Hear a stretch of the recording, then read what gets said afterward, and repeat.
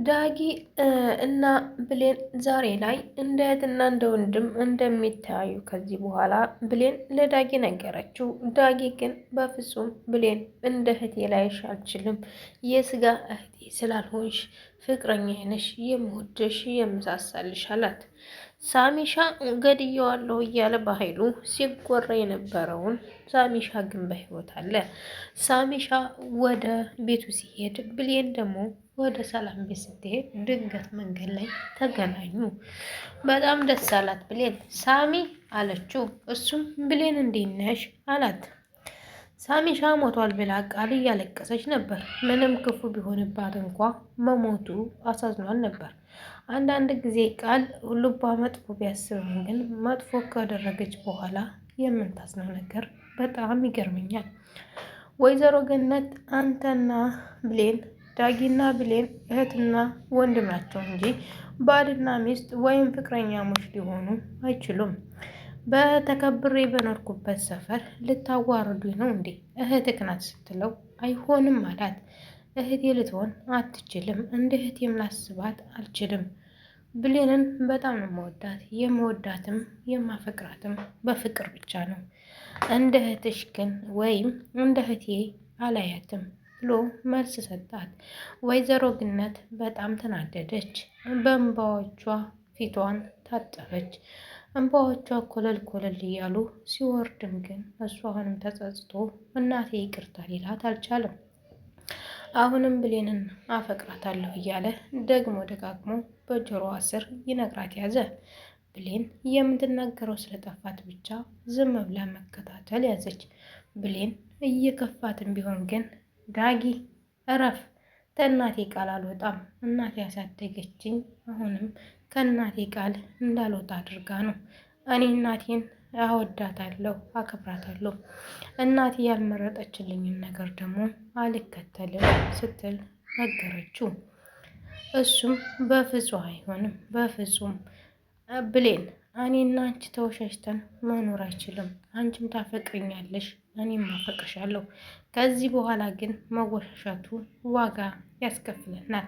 አሁኑኑ ብናስረዳት መለያየት እንደማንችልና እንደምንፋቀር አድርገን እንንገራት ብሎ ሲላት ግን እሱ አይሆንም ብላ ሙጭኝ አለችበት። በጣም የሚያሳዝነው ሁኔታ ግን ዳጊ መቼም ቢሆን ብሌንን ሊረሳ አይችልም።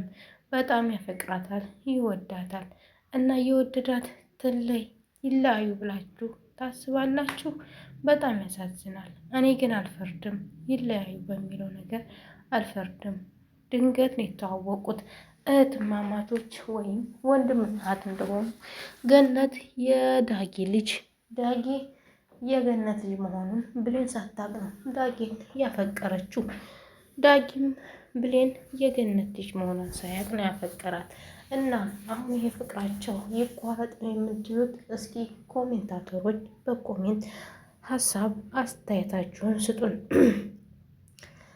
እንግዲህ ቃል ሰላም ከቤት ስላባረረቻት ጎዳና ላይ መውደቋም አልቀረ። በኃይሉንም ሰላም ውጣልኝ ብላ አስወጣችው። ማነው ግን የቃልን ዲኤንኤ ምርመራ ውጤት እስኪናይ የጓጓው? ዳጊና ቃል ይጋቡ ወይም ሳሚና ብሌንን ማጣመር። ሳሚና ብሌን ተጣመሩ ዳጊና ቃልን ማጣመር በጣም ቀላል ነው። መጨረሻ ድራማው ግን ይሄ ሊሆን እንደሚችል እርግጠኛ ነኝ። ብሌንና ዳጊ በፍቅር አይኖሩም። ሳሚ እኮ ብሌንን በጣም ያፈቅራታል እና ብሌን ለምን አትረዳውም?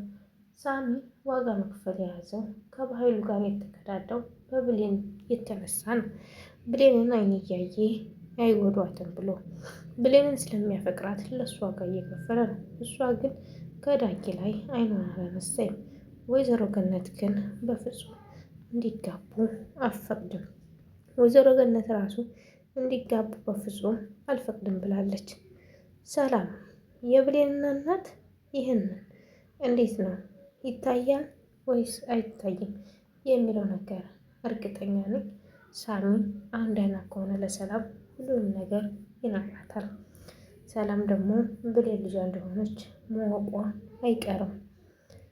በኃይሉ እየፈራሁት ግን በኃይሉ ሰላምን እንደሚገላት እርግጠኛ የሆንኩት ዝቶ ሲወጣባን ዝቶ ጥሏን የወጣው አንተም ቃልንም ማየት አልፈልግም ብላ አባረረችው።